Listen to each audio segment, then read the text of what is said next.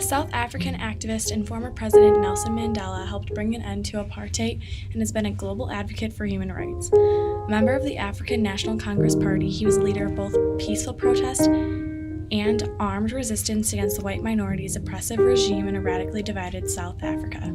His actions landed him in prison for nearly 3 decades and made him the face of the anti-apartheid movement both within his country and internationally. As a young boy, he grew up hearing stories of his elders' and ancestors' valor during the wars of resistance, and he dreamed of also making his own contribution to the freedom struggle of his people. He helped form the organization the ANC Youth League, and he rose through the ranks. In 1956, he went underground and began planning a national strike. He left South Africa and traveled around Africa and visited Europe to gain support for an armed struggle. He was arrested when he returned and sent to Robben Island. While he was there, he faced the death penalty and then was sentenced to life imprisonment.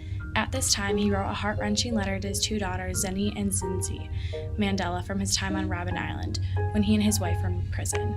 On June 23rd of 1969, he addresses a letter to his darlings informing them that not only has their father, been gone from home for a while now, but now their mother has also been detained. He states, "I cannot tell you how long she will be away, but all that I wish is for you both to bear in mind that we have a brave and determined mummy who loves her people with all her heart." He talks about the love that they both have for their country and what they are fighting for. His children are now considered orphans and will have to move out of their home and not have their parents. They will move in with family and friends until hopefully they are able to come back home. He states, "Do not worry, my darlings. We have a lot of friends. They will look after you, and one day Mommy and Daddy will return, and you will no longer be orphans without a home. Then we will all live peacefully and happily as all normal families do. In the meantime, you must study hard and pass your examinations and behave like good girls."